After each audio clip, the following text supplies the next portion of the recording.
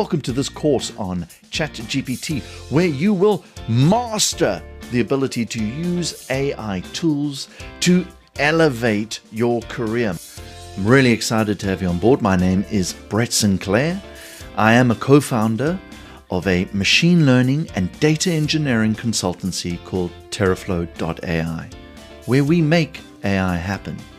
I'm incredibly passionate about this topic because what we're seeing roll out in front of our daily lives is literally the democratization of AI. That means AI is usable for absolutely everyone. It's leveling the playing field. So I'm incredibly excited to get into it and actually share with you some of the tips and tricks of being able to use AI to start literally elevating your career.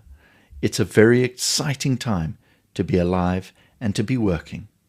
So what does the course comprise of? Well, first of all, we're going to start with a little bit of a brief newbies section. What do you need to do to A, find it, then use it, and what do you need to do when using it? It is not like search. Everyone expects it to be exactly the same, but it isn't. We'll learn a little bit about what you do and what you don't do. For me, technology is always about having fun. So we're going to do a couple of fun little snippets, and we're going to get into the serious, more advanced expert stuff too.